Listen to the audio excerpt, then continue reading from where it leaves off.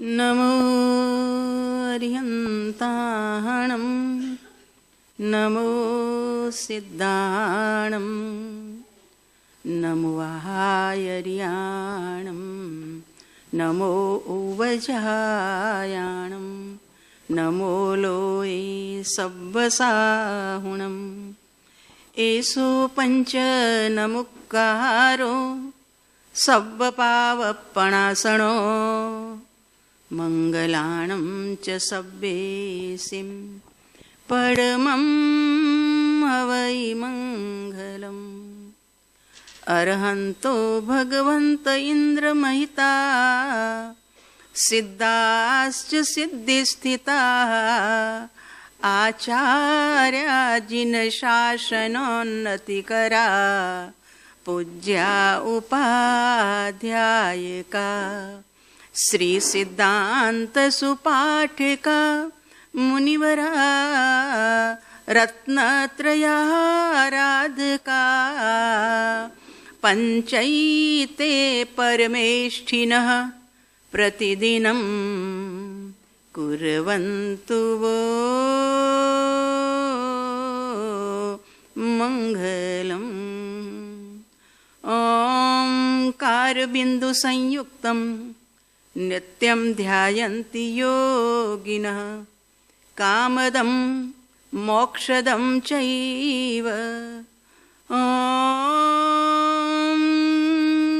ओंकाराय नमो नमः।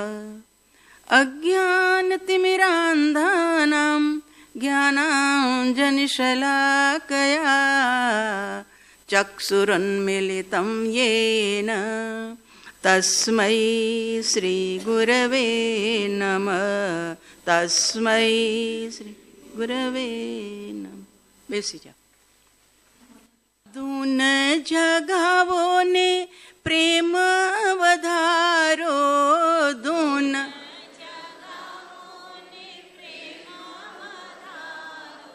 प्रेम वधारी समकित पामिये रे ओ भक्ति नारसिया प्रेम वधारी समकित पामिये रे ओ भक्ति नारसिया धून जगावो अरिहंत नीरे ओ भक्ति नारसिया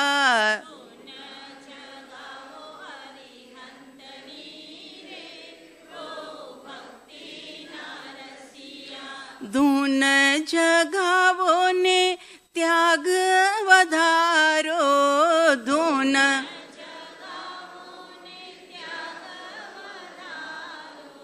त्याग वधारी संयम पामिये रे ओ भक्ति नारसिया त्याग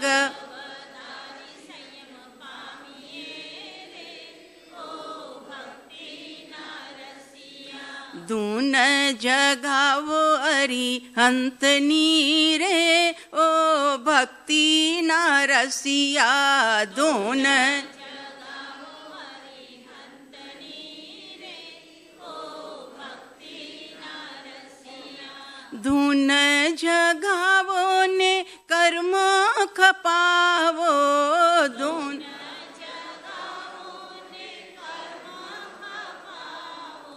कर्म खपावी सिद्धि पामिये रे ओ भक्ति नारसिया कर्म खपावी सिद्धि पामिये रे ओ भक्ति नारसिया भक्ति नारसिया संसार थी खसिया भक्ति नारसिया संसार थी खसिया भक्ति नारसिया मुक्ति मावसिया भक्ति नारसिया मुक्ति मावसिया धून जगावो अरिहंत नीरे ओ भक्ति नारसिया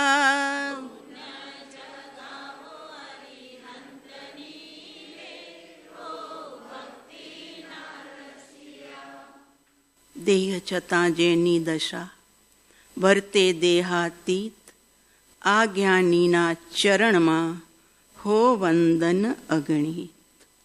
નામાકૃતિ દ્રવ્ય ભાવૈ પુનઃ સ્ત્રી જગજ્જનમ ક્ષેત્રે કાલે ચ સર્વસ્મિન નરત સમુપાસ્મય. બંને સંઘવાળા સાતામાં છો ને? નાની તુંબડી ને નાની ખાખર બંને નાનીમાં આવ્યા છો એક સાથે. આરાધના બધાની સુંદર થઈ ગઈ. બંને જગ્યાએ મારા સાહેબ સાતામાં છે. અમારા વંદના કહેજો, સુખસાતા પૂછજો. પર્વાધિરાજ પર્યુષણની આરાધના વદ પક્ષથી શરૂ થાય છે અને સુદ પક્ષમાં પૂર્ણ થાય છે. એ જ આપણને સંકેત આપે છે કે અનાદિકાલથી જીવ અંધકારમાં પડ્યો છે. મિથ્યાત્વના અંધકારમાં, અજ્ઞાનના અંધકારમાં પોતાનું ભાન નથી, એટલે જીવ અંધકારની અંદરમાં સબળ્યા કરે છે અને અનેક ગતિઓની અંદરમાં અનેક યોનિઓમાં જન્મ લીધા કરે છે.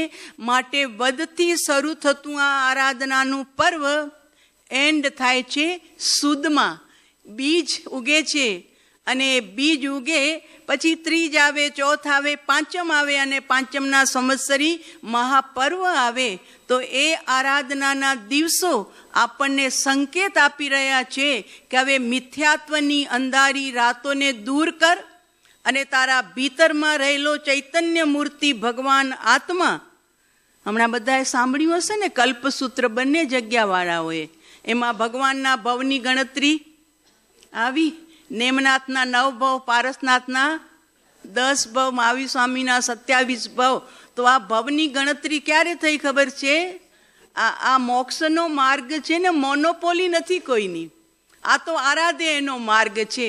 કદાચ જૈન કુલમાં ન જન્મ્યો હોય અને આરાધના કરે તો એનો નંબર મુક્તિના માર્ગમાં લાગી જાય. અને આપણે ત્યાં તો છે જ, કારણ કે ગૌતમ સ્વામી આદિ ગણધરો અને એમના હજારો શિષ્યો કોઈ જૈન નહોતા, બધા બ્રાહ્મણ હતા. આરાધે એનો ધર્મ છે, સાધે એની સાધના છે. અહીંયા કોઈની મોનોપોલી ચાલે એમ નથી કે અમે જૈન છીએ માટે અમારું કાર્ય થશે, બાકીનું નહીં થશે. એટલે જુઓ, તમે સાંભળ્યું કલ્પસૂત્રમાં કે બધા તીર્થંકર ભગવાનના ભવની ગણતરી થઈ. તો ભવની ગણતરી થવાનું મુખ્ય કારણ શું ખબર છે? સમ્યક્ત્વ. તો સમ્યક્ત્વ એટલે શું? સાચી શ્રદ્ધા નહીં. સાચી શ્રદ્ધા તો અત્યારે આમ જૈન છીએ તો આપણે અભિષેક કરશું ભગવાનના, નમો અર્યંતાણમ બોલશું, સામાયિક ઉચ્ચરશું, અને અહીંથી મરીને ગયા મુસલમાનના ભવમાં તો ઓ અલ્લાહ અકબર કરશું. એ આપણી શ્રદ્ધા કાચી છે ભાઈ. એ શ્રદ્ધાની અહીંયા વાત નથી. વ્યવહાર શ્રદ્ધા કહેવાય એને. પણ આપણું માથું ખાલી તીર્થંકર દેવ સિવાય બીજે ક્યાંય નથી નમતું ને. ક્યાંય નથી નમતું ને. અત્યારે ગણપતિ ચાલે છે, કેટલા જૈનોના ઘરે ગણપતિ સ્થાપના થઈ ગયા છે. એટલે આપણે બંને બાજુ પગ રાખીએ, દૂધમાં અને દહીંમાં. વિતરાગ દેવનું હજુ મહત્વ આપણને સમજાયું નથી અને એના કારણે જ હજુ આપણા ભીતરમાં મિથ્યાત્વના અંધકાર આવી. આ તો લૌકિક મિથ્યાત્વ છે, જ્યારે અહીં તો વાત છે, આ તો જૈન દર્શન છે ભાઈ. આ કાંઈ સામાન્ય આપણને વસ્તુ નથી મળી. મહાપુણ્યના ઢગલા થયા ત્યારે આપણને જૈન કુલમાં, એક તો માનવમાં જન્મ મળ્યો અને માનવમાં પાછા જૈન કુલમાં જન્મ મળ્યો અને જૈન કુલમાં પણ ફરી પાછા આપણે વિતરાગ દેવના પૂજારી થયા. એ કુલમાં જન્મ મળ્યો કે બચપનમાં 40 દિવસ થયા નથી અને આપણી માતા દેરાસરમાં પહેલા ભગવાનનું મોઢું 40 દિવસે બતાડ્યું કે બેટા જે કરો.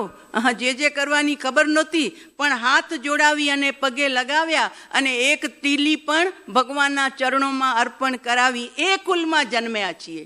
તો એ કુલના આ સિદ્ધાંત ભગવાન શું કહી રહ્યા છે ભાઈ?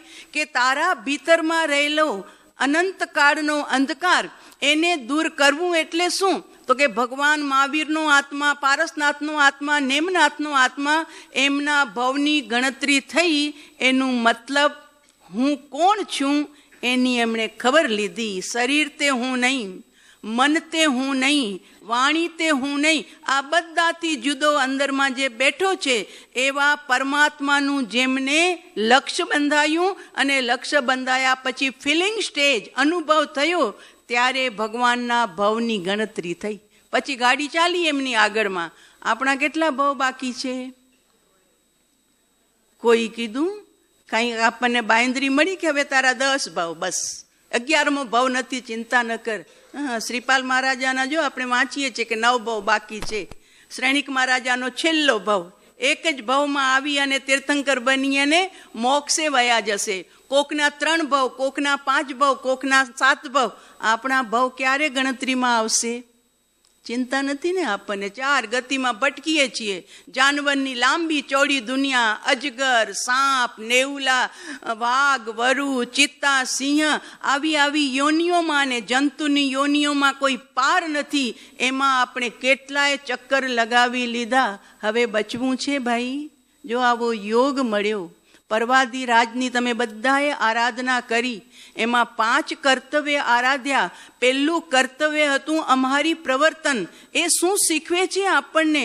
કે આપણા હૃદયની હળવાશ, કોમળતા, જીવ માત્ર પ્રત્યે દયા ભાવના. એટલે હૃદય કોમળ થઈ જાય. તીર્થંકરોના જીવન કવન સાંભળીને ભૂલ કરી ભગવાન મહાવીર દેવના આત્માએ, તો એમને પણ માફ ન થયું. હો, એ આદિશ્વર દાદા મને માફ કરો, ભૂલ થઈ ગઈ, મેં વાસુદેવના ભાવમાં ખૂબ પાપ કરી લીધા, મને માફ કરો, નરકમાં નથી જવું. ત્રિપુષ્ટ વાસુદેવને 7મી નરકમાં મહાવીરનો આત્મા હતો.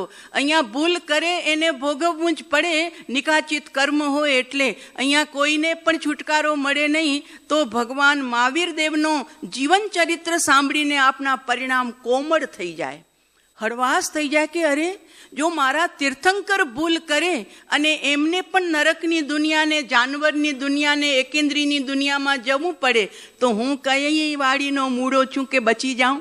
એ ભગવાન મને બચાવી લેજો, તારા ભંડારામાં 5,000ના બદલે 50,000 નાખી દઈશ. પણ મારી દુર્ગતિ, ગયા હતા ને શ્રેણિક મહારાજા પુનિયાજી પાસે લેવા માટે, રાજ્યની લાલચ આપી, તો કે તમારું સામાયિક, મારું સામાયિક મારી પાસે છે, તમારું સામાયિક તમે ઊભું કરો. તો કહેવાનું તાત્પર્ય, ભગવાનના ભવની ગણતરી થવી એટલે પોતાનું ભાન થવું. આપણે જ્યાં સુધી આપણું ભાન નહીં કરશું ત્યાં સુધી પણ એ ભાન કરવા માટે હૃદય કોમળ જોશે, હળવાશ. દરેક જીવ સાથે, એકેન્દ્રથી માંડીને પંચેન્દ્રિય સુધી જે પણ આપણા ટચમાં આવે છે એ બધા સાથે પ્રેમ ભર્યો વ્યવહાર, હળવાશ ભર્યો વ્યવહાર, હૃદયના પરિણામ કોમળ, કે કોઈને પણ મારાથી દુઃખ ન પહોંચવું જોઈએ. અને તમારું જીવન યાપન કરતા જે એકેન્દ્રી જીવોની કિલામણા થાય છે એના માટે પણ સાંજે પ્રતિક્રમણ છે કે તેવકાય, વાવકાય, વનસ્પતિકાય, ત્રસકાય વગેરે જીવોને મારા જીવન માટે કાંઈક મેં એમનો ભોગ લીધો છે, તો એ બધાને હું ખમાવું છું. આ છે હૃદયની કોમળતા. ખમાવતા ખમાવતા આંખ ભીની થઈ જાય કે આ એક શરીરને ટકાવવા માટે મને કેટલા જીવોનો કચરઘાણ કરવો પડે છે, એ પણ મારા જેવા જ છે. એટલે અમારી પ્રવર્તનથી હૃદય કોમળ બને. સાધર્મિક ભક્તિના પ્રવર્તન કરવાથી અને એની ભક્તિ કરવાથી હૃદયની અંદરમાં પ્રમોદ ભાવના વધે. એક નાનકડો પણ સાધર્મિકનો ગુણ દેખાય તો અંદરમાં ખુશી ખુશી લહેરાઈ જાય. ઓહો, મારા સંઘનો આ સાધર્મિક આ રીતે આગળ વધે છે. પછી એક ગુણ કેમ ન હોય એનામાં, પણ એના પ્રત્યેની પ્રસન્નતા, ઈર્ષા ન આવે, પ્રમોદ ભાવના, એ સાધર્મિક ભક્તિ આપણને શીખવે છે. અને ત્રીજું કર્તવ્ય છે ક્ષમાપના, હૃદયની નિર્મળતા. ઓલામાં કોમળતા છે, અમારી પ્રવર્તનમાં કોમળતા છે અને અહીંયા નિર્મળતા છે. નિર્મળતા એટલે કસાયની કાલીમાં 12 મહિનાથી ચાલતો તો સંસાર, રાગ, દ્વેષ, મોહ, આદિ 18 પાપસ્થાનકની સેવના, હવે એમાંથી જરા દૂર ખસી અને મારા હૃદયના ક્ષેત્રને, મારા અંતરને, મારી વાણીને, મારા વર્તનને હું શુદ્ધ કરું. એટલે નિર્મળતા. ક્ષમાપના એટલે અંતરની નિર્મળતા. અને ચોથું છે અઠમ તપ. એ છે આત્માની વિશુદ્ધિ માટે 12 મહિનાનું પ્રાયશ્ચિત. તો આ 4 વ્યવહાર ધર્મ છે, એ કર્તવ્ય રૂપે આપણે પરવાદી રાજમાં કરીએ છીએ અને ગુરુઓ બોધ આપે છે.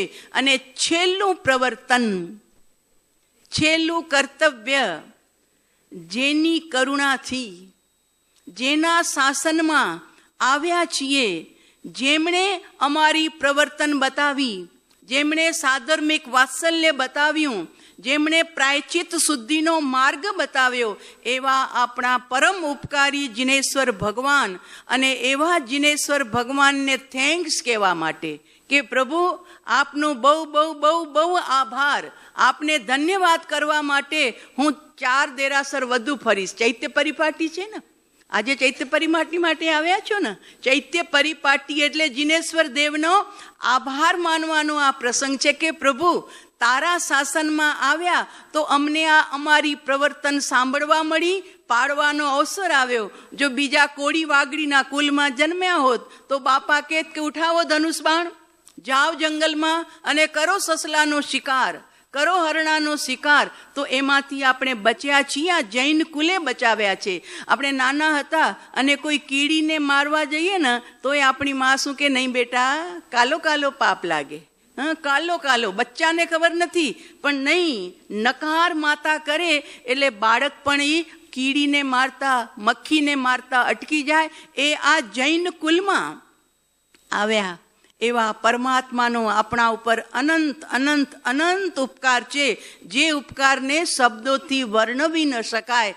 એવા તીર્થંકર ભગવાનને પ્રણામ કરવા, એમનું વંદન કરવું, એમનું સ્પર્શન કરવું, એમનું કીર્તન કરવું, એમનું સ્તવન કરવું, જે કરીએ એટલું ઓછું છે. એટલે આરાધના થઈ એ બધો ઉપકાર પ્રભુ આપનો છે. આપના કારણે અમને આવા સિદ્ધાંતો મળ્યા. તો એટલે આચાર્ય હેમચંદ્ર સુરી મહારાજ સાહેબ કહે છે ભગવાનની સ્તુતિ કરતા, નામાકૃતિ દ્રવ્ય ભાવૈ પુનઃતસ્ત્રી જગત જનમ ક્ષેત્રે કાલે ચ સર્વસ્મિન અરત સમુપાસમહે. અમે કેવા અરંતની ઉપાસના કરીએ છીએ, કેવા અરહંતની અમે ભક્તિ કરીએ છીએ. તો કે જે અરહંત નામથી, આકૃતિથી એટલે સ્થાપનાથી, પ્રતિમાથી, દ્રવ્યથી અને ભાવથી 4 નિક્ષેપે જે પરમાત્મા આપણા ઉપર પુનઃ સ્ત્રી જગત જન્મ 3 જગતના જીવોને પવિત્ર બનાવી રહ્યા છે, પાવન બનાવી રહ્યા છે. તમે કહેશો સાહેબ એ તો મહાવિદે ક્ષેત્રમાં હોય ને, ભરત ક્ષેત્રમાં ક્યાં ભગવાન છે અત્યારે જીવંત? એ તો મહાવિદે ક્ષેત્રમાં પાવન બનાવે ને. તો આચાર્ય હેમચંદ્ર સુરી મહારાજ જેમને કલિકાલ સર્વજ્ઞનું બિરુદ મળ્યું હતું, 1000 વર્ષ પૂર્વે જે આ ધરતી ઉપર થઈ ગયા, એવા આચાર્ય ભગવંત આપણા પ્રશ્નનો જવાબ આપે છે કે બેટા ક્ષેત્રે કાલે ચ સર્વસ્મિન, સર્વસ્મિન ક્ષેત્રે. મહાવિદે ક્ષેત્રમાં જ કરુણા વરસે છે એવું નથી, ભરત ક્ષેત્રમાં પણ વરસે છે અને આયુર્વેદ ક્ષેત્રમાં પણ વરસે છે, નારકીની દુનિયામાં પણ વરસે છે અને દેવલોકની દુનિયામાં પણ 14 બ્રહ્માંડમાં પરમાત્માની કરુણા વરસી રહી છે. તો કે ઠીક છે આપ કયો છો તો સ્વીકારી લીધું સાહેબ શ્રદ્ધાથી, પણ એ તો 4થા આરામાં હોય ને, અમે તો 5મા આરામાં છીએ. હર હર તો પાછો 5મો આરો, હુંડા અવસર પીણી કાલ, એમાં પરમાત્માની કરુણા. તો કે ક્ષેત્રે કાલે ચ સર્વસ્મિન, સર્વકાળ, ચાહે 4થો આરો હો, ચાહે 6ઠો આરો હો, ચાહે 5મો આરો હો, હર સમયમાં પરમાત્માની નિરંતર 4 પ્રકારે કરુણા વરસી રહી છે. નામથી, આકૃતિથી, દ્રવ્યથી અને ભાવથી. ચંદન બાળાજીને મુલા શેઠાણીએ જ્યારે અંડરગ્રાઉન્ડ કરી ભોયરાની અંદરમાં, એની પાસે માળાએ નહોતી, કોઈ છબીએ નહોતી, અંધારો ગંધાતો ઓરડો હતો, કેટલાય ઝાડા બાવા બાંધેલા હતા. એવા ઓરડામાં ચંદન બાળાએ કયા નિક્ષેપાને આરાધ્યો ખ્યાલ છે? વીર વીર વીર વીર વીર. રાત્રિ અને દિવસ જ્યાં સુધી શેઠ આવ્યા નહીં ત્યાં સુધી ચંદન બાળા બધું ભૂલી જઈને માત્ર વીરના નામનું સ્મરણ કર્યું.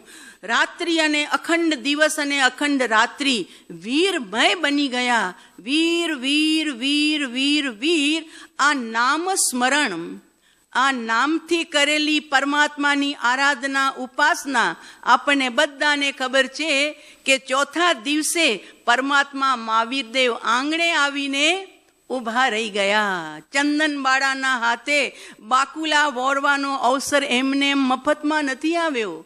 એમણે પોતાના અંતરના તાર અંધારા ઓરડામાં આંસુ ન સાર્યા, મુલા શેઠાણીને ગાળો ન આપી, પોતાના પૂર્વના રાજસુખને યાદ ન કર્યા કે હું રાજકુમારી હતી ને કેવું કેવું મારી પાસે સુખ હતું, પલંગે પોડતી હતી, મારી માતા મને દૂધની જગ્યાએ રબડી પીવડાવતી હતી. આવો કોઈ સુખની યાદ ન કરી અને અત્યારે જે વાસણ ઉટકવા પડે છે, છાણ ગોત્ર મૂત્ર ઉઠાવવા પડે છે ગાયોના ભેંસોના, એવી કોઈ દુઃખની ફરિયાદ ન કરી. બાલ કાપી નાખ્યા, હાથમાં બેડી પહેરાવી, એવી પણ ભગવાનને ફરિયાદ ન કરી. બસ વીર મા તે બહુ સારું કર્યું, મને કામમાંથી સમય નહોતો મળતો પણ તે મને એકાંતમાં મૂકી દીધી મારા વીર સાથે મારા આત્માનું અનુસંધાન કરવા માટે. અને નામ નિક્ષેપે ચંદન બાળાજીના આંગણે પરમાત્મા આવીને ઊભા રહી ગયા. પછી તો આપણને બધાને ખબર છે પ્રભુનું પારણું ચંદન બાળાજીના હાથે થયું. માત્ર પારણું થયું એટલું નહીં, ચમત્કાર પણ સર્જાયો ને. હા, આ તો પ્રભુનું અતિશય છે ભાઈ. હા, માથે સુંદર વાળ થયા અને તૂટી પગની બેડી, બધા દુઃખો ટળી ગયા એ બહારના, અને અંતરના કસાયોના દુઃખો પણ ટળી અને ચંદનબાળા મહાવીરના સંગમાં મુખ્ય શ્રમણી બન્યા. આ છે મહાવીરના નામ નિક્ષેપાનો પ્રભાવ. કેટલી માળા ગણીએ છીએ? કેટલી વારમાં એવું નહીં કે માળા લઈને જપીએ તો જ માળા ગણાય. કામ કરતા, કપડાં ધોતા, કપડાં સંકેલતા, રસોઈ કરતા, રસ્તે ચાલતા, બસમાં હજુ વાર છે, ટ્રેનમાં હજુ વાર છે, ત્યાં બેઠા બેઠા પણ તમે મહાવીરનું સ્મરણ. એક બે છોકરીઓ છે ને, તાજી તાજી પરણેલી આવી હતી, પાણી ભરવા કૂવે ગઈ એ જમાનામાં. તો એક દીકરી બીજી દીકરીને પૂછે છે કે તારા સાસરિયામાં મજા છે ને? તો કે હો, બહુ મજા છે. કે તારા વરને તું કેટલી વાર યાદ કરે છે? તો કે દૂર યાદ કરું. કે આખો દિવસ ગાયો ને ભેંસોના બધી પરવરિશ કરવાની, આટલું મોટું કુટુંબ, બધાનું ભોજન બનાવવાનું, રોટલા ટીપવાના, સમય નથી મળતો. મુશ્કેલથી 4-5 વાર યાદ કરી લઉં છું. પણ અલી તું તો કે તું તારા વરને કેટલી વાર યાદ કરે છે? તો ઓલી બીજી કન્યા કે છે કે હું ભૂલતી જ નથી, તો યાદ કરવાનો સમય જ ક્યાં છે? શું કીધું? હું મારા વરને ભૂલતી જ નથી. પછી 1 વાર યાદ કરું કે 4 વાર યાદ કરું, ક્યાં સમય જ નથી, વચ્ચે અંતરો જ નથી. નિરંતર મારા પતિની મારા હૃદયની અંદરમાં સ્મૃતિ છે. સંત છે ને કુવા કાંઠે માળા જપતા હતા, ઊભા થઈ ગયા. અરે બેટા, આજ તું મારી ગુરુ થઈ ગઈ. તો કે બાબાજી આપ ગુરુ હો? હા, તમે ગુરુ છો, અમે તમારા ક્યાંથી ગુરુ બની શકીએ? તો કે નહીં બેટા, આજે તે મને નવી દૃષ્ટિ આપી. આજ સુધી હું રોજ ગણતરી રાખતો હતો કે આજે 500 વાર મેં રામનું નામ જપ્યું, આજે 5000 વાર રામનું નામ જપ્યું, આજે 50,000 વાર રામનું નામ ગણતરી રાખતો હતો. 50,000 ને 5,000 ને 500. આજે બેટા તે મારી આંખ ખોલી દીધી કે જે ભગવાન સાથે પ્રેમનો તાર સંધાયો, હવે એની ગણતરી તે હોતી હશે? હા, એ તો અજપા જપ. કાંઈ પણ કામ કરતા નેમનાથ ભૂલાય નહીં. જમવા જતા પણ નેમનાથ, ચિંતામણી પાર્શ્વનાથ, એવું બને છે. ભોજનના થાળ ઉપર બેસતા પણ પ્રભુની સ્મૃતિ આવે. કોળીઓ ભીતરમાં જાય કે પ્રભુ આ તારી કૃપા છે કે જેથી હું આરામથી અત્યારે વાપરી શકું છું, અને આવો યોગ વાપરવાનો મને ક્યાંય હાથ લાંબો નથી કરવો પડતો, એવો યોગ બન્યો છે, બધી તારી કૃપા છે. તો નામ નિક્ષેપે પરમાત્મા જગતને પાવન કરી રહ્યા છે. આપણા અંતરમાં જો લોગસ સૂત્ર છે ને, એટલું મસ્ત સૂત્ર છે, લગભગ તો બધાને આવતું જ હશે હું એમ માનું છું. અને ન આવતું હોય ને તો આજકાલ તમારો વોટ્સઅપનો જમાનો છે, ફોટો તરત પાડી શકો એમ છો. તો પુસ્તકમાંથી લોગસ સૂત્રનો તમે ફોટો પાડી લ્યો અને દિવસમાં 1 વખત પણ એ લોગસ સૂત્રનું પઠન કરજો. નામસ્તવ છે ને, લોગસનું બીજું નામ શું છે? નામસ્તવ. એટલે 24 તીર્થંકરના નામની સ્તુતિ, એમનું સ્મરણ છે. અને ભગવાનનું સ્મરણ આ કળિયુગ છે ભાઈ. વિષમ કાળ જીને બિંબજીના ગમ ભવિયણ કુ આધારા. વીર વિજયજી મહારાજ સાહેબ કે છે આ વિષમ કાળમાં 4 બાજુ પડવાના નિમિત્તો છે. જ્યાં જોઈએ ત્યાં પોસ્ટર એવા મળે, પિક્ચર એવા મળે, લોકો એવા મળે કે આપણા માઇન્ડને બગાડી દે. તો આવા કળિયુગમાં મારા માટે આશરો કોનો? આધાર કોનો? તો વીર વિજયજી મહારાજ સાહેબ પૂજાની ઢાળમાં લખ્યું, વિષમ કાળ. કાળ વિષમ છે, બધાને અનુભવ છે ને અત્યારે કેવો કાળ ચાલે છે. વિષમ, માણસને ખંજર હુલાવતા વાર નથી લાગતી. મિત્રને મારી નાખે છે ખાલી 5 રૂપિયા માટે. ખાલી એક થાળી નથી આપતો હોટેલ વાળો, તો કે થાળી આપ જમવા માટે. તો કે ભાઈ મફતમાં હું જમાડીશ તો પછી મારું તો ઘર ઉઠી જશે, બાલ બચ્ચા છે મારે. તો કે આપે છે કે નહીં? તો કે ના, મફત નહીં આપીશ, પૈસા લાવો પછી હું જમાડું. સીધો ખંજર મારી નાખ્યો. હમણાંની વાત છે, થોડા દિવસ પહેલાની. આવું તો રોજ આપણને જાણવા મળે, વાંચવા મળે. તો આવો કળિયુગ છે કે બચાવવાની વાત નથી, મારવાની વાત છે પોતાના સ્વાર્થની ખાતર.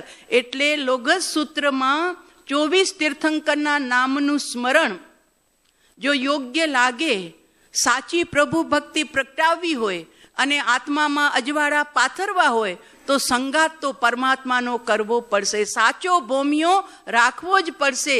જો સાચા ભોમિયાને સાથે નહીં રાખશું તો અંધકારમાં જન્મ્યા છીએ, અંધકારમાં જીવી રહ્યા છીએ અને અહીંયાથી જશું પણ અંધકારમાં. હોસ્પિટલમાં પડ્યા હશું, આઈસીયુમાં હશો, કોઈને અંદર આવવા નહીં દેશે.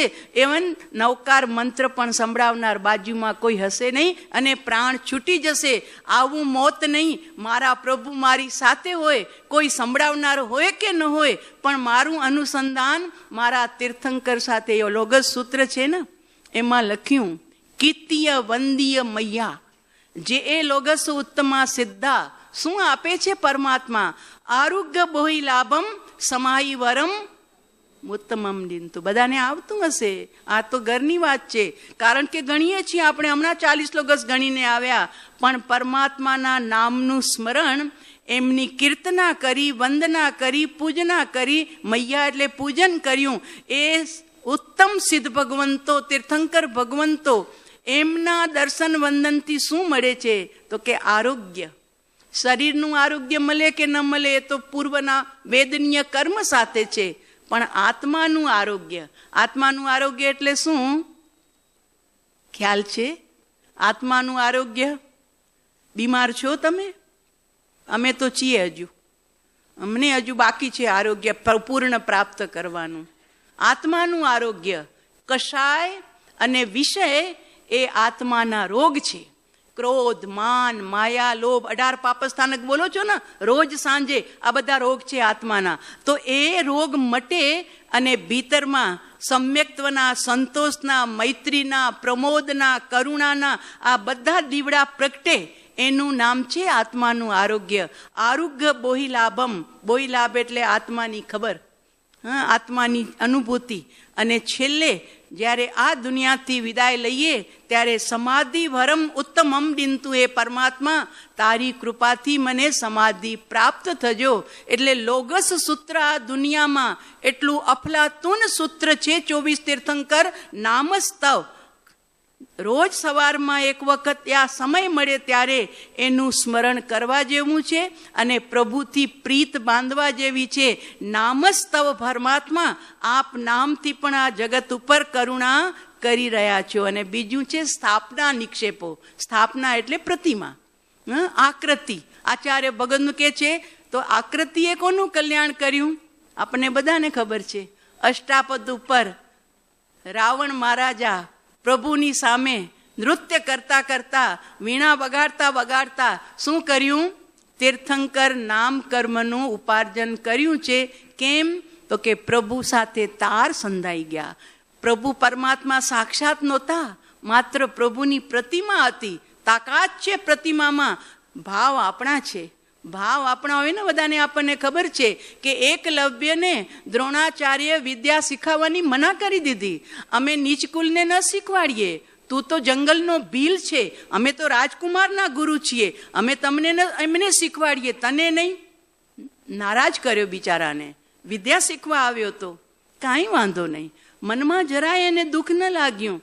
ઠીક છે, મારું ભાગ્ય, ગુરુદેવ ના પાડે છે, પણ પ્રતિકૃતિ બરોબર નજરોમાં ઉતારી લીધી.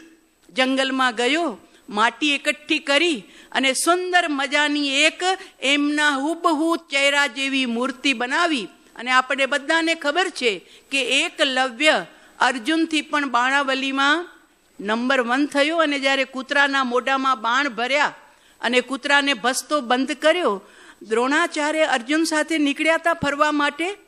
કૂતરાની દશા જોઈને મોઢામાંથી લોહીનું એક ટીપું પણ નહોતું પડ્યું અને કૂતરો મોઢાથી ભસતો બંધ થઈ ગયો છે.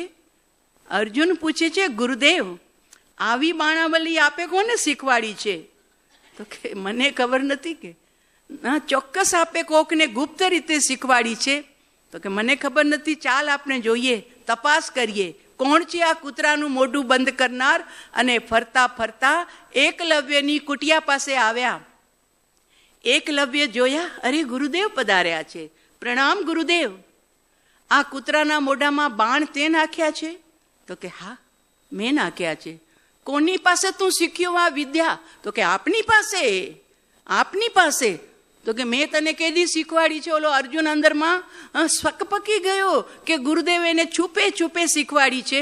તો કે મેં તને કેદી શીખવાડી? મેં તો તને જાકારો આપ્યો તો.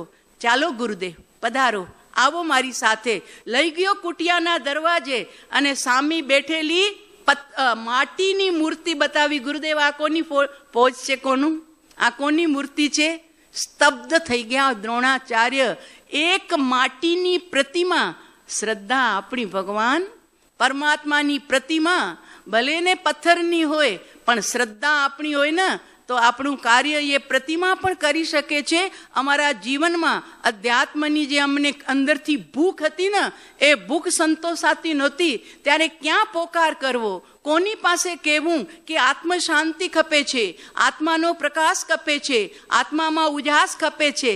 ક્યાંયથી પણ મેળ નહોતું બેસતું. પ્રતિમાને પકડ્યા હતા. પ્રભુ, તારો માર્ગ, તારા માર્ગ માટે અમે મુંડાયા છીએ. તારા માર્ગ માટે અમે મા બાપ છોડ્યા, ભાઈ બહેન છોડ્યા, સંસારના કહેવાતા ઇન્દ્રિય સુખો છોડ્યા, અને અમને અંતરમાં સંતોષ ન હોય. બસ એ ફરિયાદ હતી તીર્થંકર દેવ પાસે, પ્રભુની પ્રતિમા પાસે. તું બાપ છો, બાપનો એ બાપ છો. બાપા પાસે માંગીએ ને કે બાપુજી મને આ ખપે છે, તો બાપા છોકરા માટે ખર્ચો કરીને પણ લઈ આવે ને, ખુશ કરે એને. બેગ ખપતી હોય, ચપ્પલ ખપતા હોય, નવો ડ્રેસ ખપતો હોય તો જરૂર બાપા લઈ આવે. તો ભગવાનને અમે કહેતા હતા કે પ્રભુ, એક સામાન્ય સંસારી બાપા પણ અમારી ઈચ્છા પૂરી કરે છે, અને તું તો 3 જગતનો નાથ છો, તું ઈચ્છા પૂરી ન કરે? કરવી જ પડશે તને, કેમ ન કરે? અને એ પરમાત્માની કૃપા. પ્રતિમા પાસે, પરમાત્માની પાસે માંગણી. પ્રતિમા પથ્થરની છે કે માર્બલની છે? આત્મા આપણો જીવતો છે કે નહીં? જીવતો છે કે નહીં? કે મરેલો છે ભીતરમાં? સચ્ચી પુકાર. ઓલા કે ને જીવતા પીર છે, ફલાણા પીર જીવતા છે. ત્યાં આપણે જઈએ તો બધી આપણી મનોકામના, આ અંદરમાં બેઠો એ પીર જીવતો છે. એને ક્યારેક યાદ કર્યો ભાઈ? સ્વપ્ને કે યાદ નથી કરતા અમે સાહેબ. શરીરની સંભાળ રાખીએ છીએ, ખવડાવીએ, પીવડાવીએ, એસીમાં બેસાડીએ, પંખા નીચે સુવાડીએ, રોજ સ્નાન કરાવીએ, પરફ્યુમ છાંટીએ, એટલે 24 કલાક પરવરિશ શરીરની કરીએ, પણ ભીતરમાં બેઠેલા ભગવાનને તો ક્યારે યાદ જ આવતો જ નથી. અને યાદ કરીએ ને અમારા જેવા યાદ કરાવીએ તો કે તો આત્માવાળા છે. એ તો આત્મા. તમે જે તમારો જે દિવસે આત્મા નીકળી જશે ને પ્રેમચંદભાઈ, આ શરીરમાંથી આત્મા નીકળી જાય પછી કેટલી વાર રાખો છો તમારા સ્વજનને? કેટલી વાર? 4 બાજુ ફોન ફરી વળે તો કે આ ઘટના ઘટી ગઈ છે, તો સામેવાળા શું પૂછે ખબર છે? કેટલા વાગે કાઢશો? લઈ જશો પણ નથી બોલતા, કેટલા વાગે કાઢશો? આ હળહળતું અપમાન. ક્યારે અપમાન સાંભળવા મળે છે સ્વજનોને? કેટલા વાગે કાઢશો? કાકા હોય કે બાપા હોય કે જે હોય તે. જ્યારે અંદરમાંથી આત્મા ગયો ને ત્યારે આ ખોડિયાની કિંમત આટલી છે, કેટલા વાગે કાઢશો? ધક્કા દઈને કાઢે ને ઘરમાંથી. આવું થશે આ શરીર સાથે. અને આવા તો અનંત શરીર છોડ્યા છે. આ ઊભા છે ને શ્રીમદ રાજચંદ્રજી, એમની પાસે કાવીઠાની અંદરમાં નાના નાના છોકરાઓ એ ધ્યાન કરતા હતા. 2 વાગે બપોરના આવીને બેઠા તો છોકરાઓનો પગરવનો અવાજ થયો ને એટલે એમણે આંખ ખોલી. બધા ભગવાન દેખાય, જ્ઞાનીને બધામાં ભગવાન દેખાય. લેડીઝ આવે કે જેન્ટ્સ આવે, બચ્ચા આવે કે જુવાન આવે કે બુઢા આવે, અરે જાનવર પણ આવી જાય, સાપ આવી જાય, નેવલો આવી જાય, તો પણ જ્ઞાનીઓને પર્યાય નથી દેખાતી, એમને ભગવાન દેખાય છે. અરે બોલો બેટા, કેમ આવું થયું? તો કે સંત બાપુ કથા કરો ને, અમને કથા સાંભળવી છે. હવે અમારી પાસે કોઈ કથા સાંભળવા આવતા જ નથી. કેમ નથી આવતા ખબર છે? વિહારોની અંદરમાં, ગામડામાં બધા પાસે હાથમાં જ છે કથા. વોટ્સઅપ, ટચસ્ક્રીન, ટાઈમ જ નથી કોઈને હવે કથા. ને તમારા વડીલોને બધાને ઓલી સિરિયલ બોલાવતી હોય કે પુત્રવધુની શું નાની બાલિકા પુત્રવધુ, પ્રતિક્રમણ સાહેબ જલ્દી કરજો, જલ્દી કરજો. તો કે કેમ?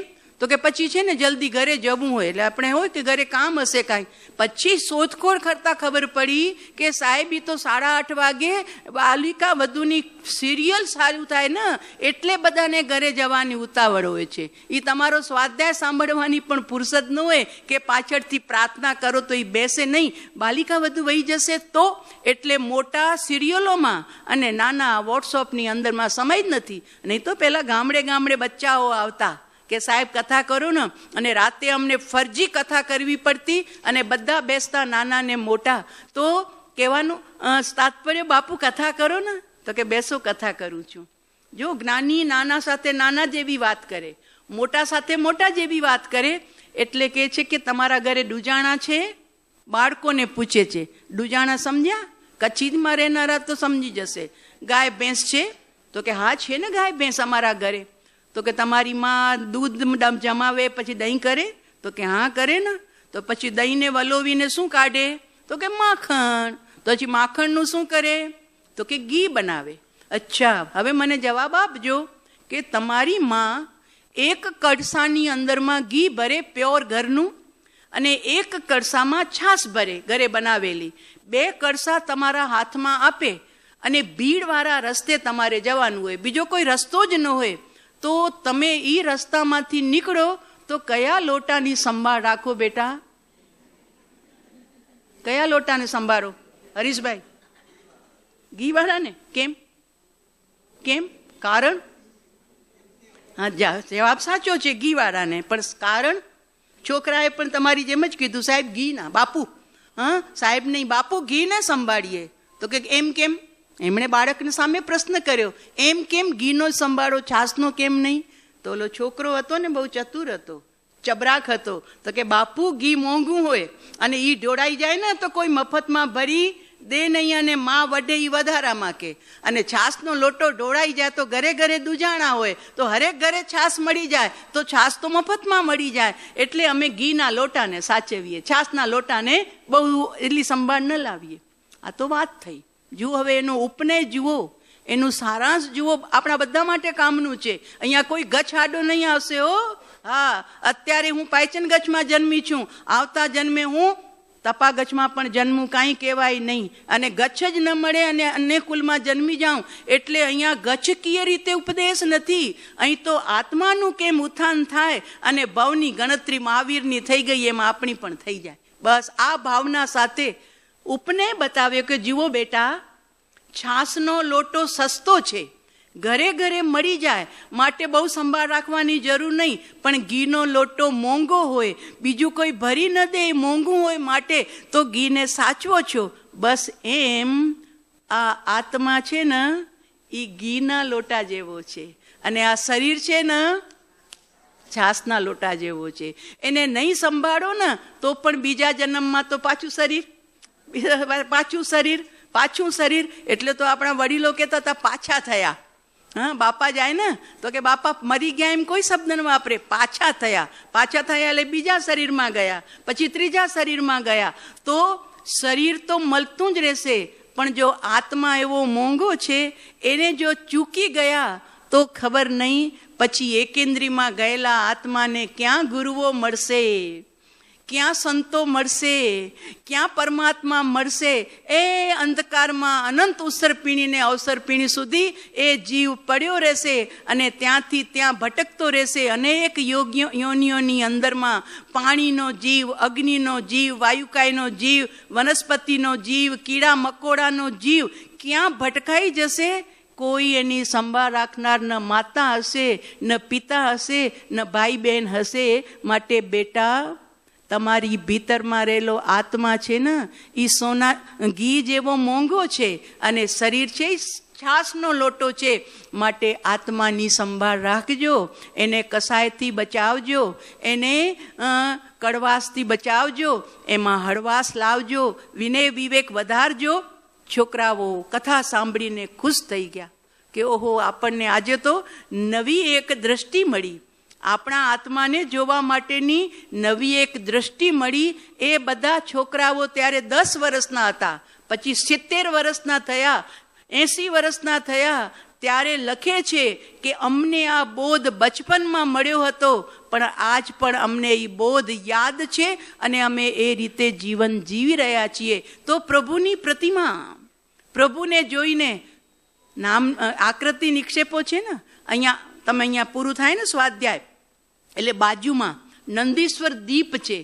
નંદીશ્વર દીપના દર્શન આપણે જાતે કરવા જઈ નથી શકતા, ત્યાં તો દેવતાઓ જ જાય છે. પણ આ ધરતી ઉપર નંદીશ્વર દીપની સ્થાપના કરવામાં આવી છે. જરૂર દર્શન કરજો. સાક્ષાત પ્રતિમા આપણે ત્યાં જોવા નથી જઈ શકતા, પણ એના પ્રતીક રૂપે અહીંયા નંદીશ્વર દીપના 52 જિનાલય ઓલ ગુજરાતમાં. નંદીશ્વર દીપ ક્યાં છે ખબર છે? પાલીતાણામાં, ઉજ્જંબા ફઈની ટૂંકમાં છે, બરોબર ને? બીજે ક્યાંય નથી, આપણા કચ્છમાં પણ ક્યાંય નથી. અહીંયા 1.5 વર્ષ થયો એની પ્રતિષ્ઠા થઈ છે. તમે જોશો તો એમ લાગશે કે ઓહો, અહીંયા તો બેઠા જ રહીએ.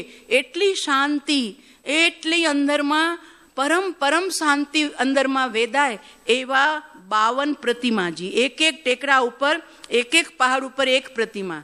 ત્યાં તો આખું જીન મંદિર છે અસલી નંદીશ્વરમાં, અને વચ્ચે 5 મેરુ પર્વત છે જ્યાં ભગવાનના અભિષેક થાય છે. એવા 5 મેરુમાં 16 દેરાસરો છે, અને એ 16 દેરાસરનું પ્રતિક રૂપે એક પ્રતિમા, એટલે 80 પ્રતિમા 5 મેરુમાં છે, અને 52 પ્રતિમા પહાડ ઉપર છે. કુલ 132 જીન પ્રતિમાઓ, અસલી પ્રતિમા, કે જે પ્રતિમાઓ એકદમ નિરંજન નિરાકાર હોય, માત્ર આપણા આત્માની યાદ અપાવે એવી યાત્રા કરજો. બધા કરજો. બધા પહેલી વાર આવ્યા હશો લગભગ, અને બીજા બી આવ્યા હશો તો હજુ આને તો 1 વર્ષ થયું છે, એટલે દર્શન નહીં થયા હશે. થયા હોય તો બલિહારી ફરીને કરજો. તો આ છે સ્થાપના નિક્ષેપો. રાવણને સ્થાપના નિક્ષેપે કલ્યાણ થયું, અને આદ્ર કુમારને સ્થાપના નિક્ષેપો. અભય કુમારે ભેટમાં પ્રતિમા મોકલી, કીધું તું એકાંતમાં ખોલજે. બોક્સ ખોલ્યો. આ શું મોકલાવ્યું છે? માથે પહેરવાનું છે, જિંદગીમાં પહેલી વખત આ પ્રતિમા. આ હાથમાં પહેરવાનું છે, ગળામાં પહેરવાનું છે. આ છે શું? કયું દાગીનું છે આ? અને એ એકાંતમાં જોતા રહ્યા પ્રતિમાને, જોતા રહ્યા. પૂર્વના સંસ્કાર જાગ્યા. ઓહો, આ તો જીન પ્રતિમા. પૂર્વે જેના મેં દર્શન પૂજન વંદન કર્યા હતા, અનાર્ય દેશમાં જન્મી ગયો થોડી ભૂલના કારણે, તો મને જીન પ્રતિમાના દર્શન આજ સુધી ન મળ્યા. મારો કલ્યાણ મિત્ર અભય કુમાર, જેણે મને આવી સુંદર ભેટ મોકલાવી, તો હવે મારે અનાર્ય દેશમાં નથી રહેવું, ભારત જવું છે. ભારતમાં જઈને મારે આ પરમાત્માના પંથે જવું છે. અને એ આદ્ર કુમાર પોતાનું દેશ છોડીને ભારતમાં આવ્યા, અને ભારતમાં આવીને માત્ર રહ્યા નહીં, સંયમ સ્વીકાર કર્યો. સંયમ સ્વીકારી અને સાધુ જીવન એમણે અપનાવ્યું. કારણ તો કે આ પ્રતિમા, માત્ર પ્રતિમા. એટલે આકૃતિ નિક્ષેપે પણ ભગવાન કરુણા કરી રહ્યા છે. દ્રવ્ય નિક્ષેપો આપણી પાસે નથી. આપણી પાસે 2 જ નિક્ષેપા છે, નામ અને સ્થાપના. દ્રવ્ય નિક્ષેપે એટલે ભગવાન હજુ ભગવાન નથી બન્યા, કેવલ જ્ઞાન નથી પામ્યા. એની પૂર્વની દશા તો મહાવીર મુનિરાજ તરીકે જંગલમાં વિચરતા હતા, ત્યારે ચંડકૌશિકને બોધ આપ્યો. પારસનાથ ભગવાન રાજકુમાર હતા, ત્યારે ધર્ણેન્દ્રને નવકાર સંભળાવ્યો. ધર્ણેન્દ્રને દર્શન આપ્યા નાગને, તો એનો ટ્રાન્સફર ધર્ણેન્દ્રમાં થયો, અને ચંડકૌશિક 8મા દેવલોકનો દેવતા થયો.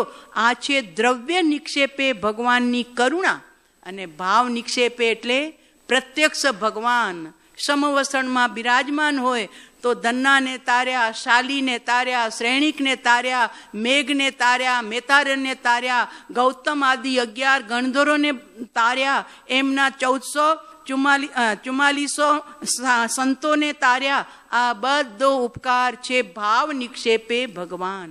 પણ આપણું ભાગ્ય થોડું ઓછું પડ્યું.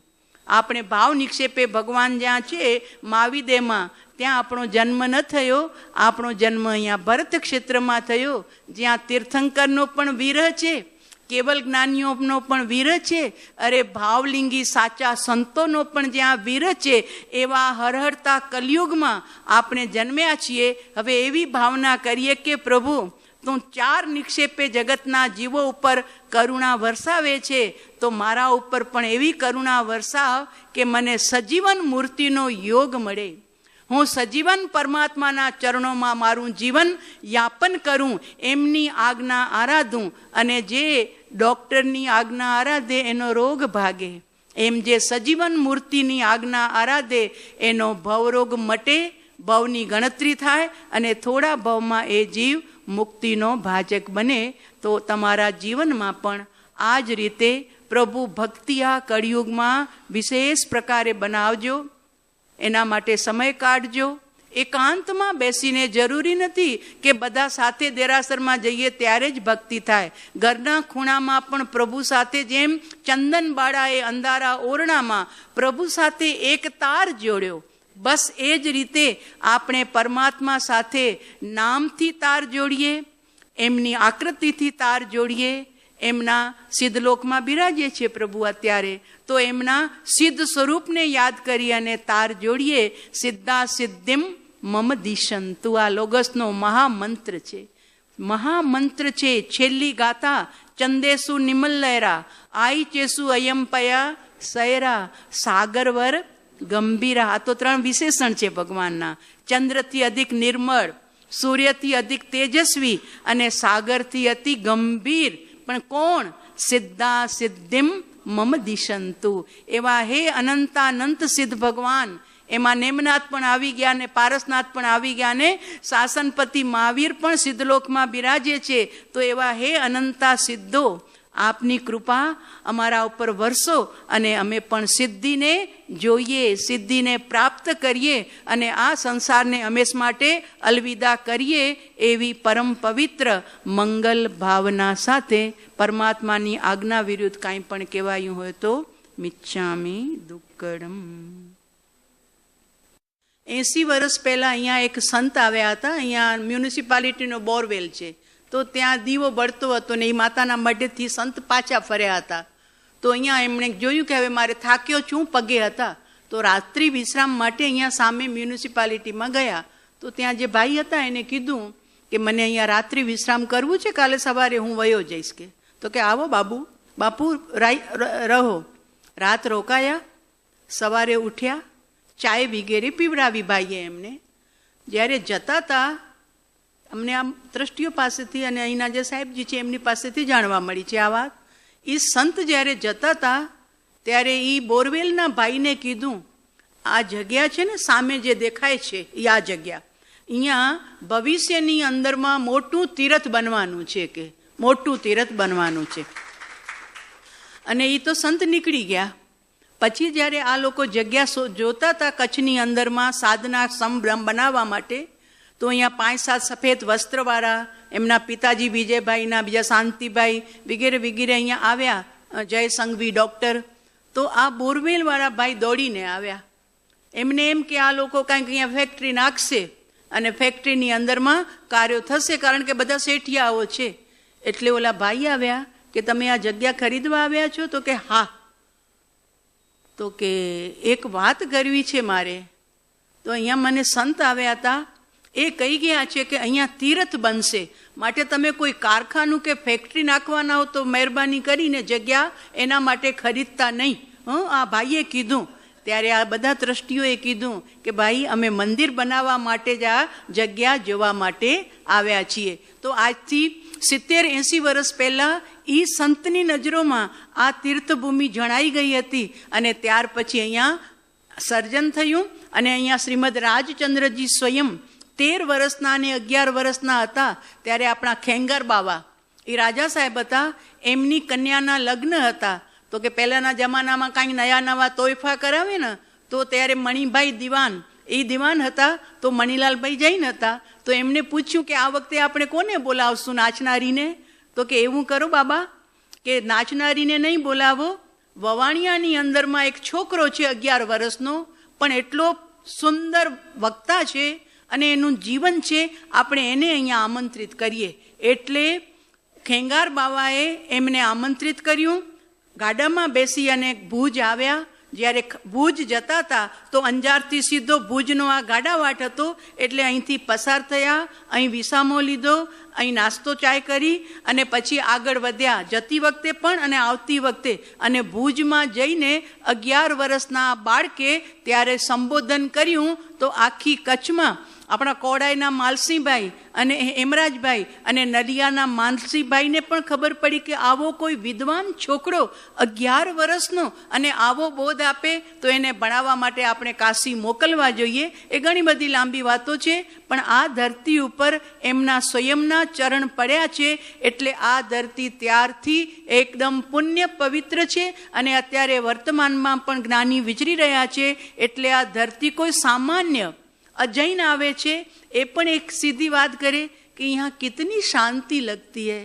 હમણાં એક ડ્રાઈવર આવ્યો તો, રાત રોકાયા અહીંયા, પછી એ ગામડામાં ગયો તો ત્યાં ગામડામાં પોતાના શેઠને કહે છે कि सेठ वहाँ अपन रात रुके ना, वहाँ की शांति कोई अद्भुती थी, कोई अलग ही थी, ऐसी शांति तो कहीं नहीं दिख रही है. तो कहेवानुं तात्पर्य ज्यां ज्ञानीना चरण पड्या होय ए भूमि पवित्र बनी जाए छे, ए पावन बनी जाए छे. એટલા માટે તો આપણે તીર્થો કરવા જઈએ છીએ, શિખરજી, પાવાપુરી, ચંપાપુરી, કે જ્યાં સાક્ષાત તીર્થંકરના ચરણ પડ્યા છે. માટે એ ભૂમિઓ બધી પવિત્ર હોય છે, આપણને એનું વાઇબ્રેશન્સ મળે છે અને સાધનામાં આપણને વિશેષ બળ મળે છે.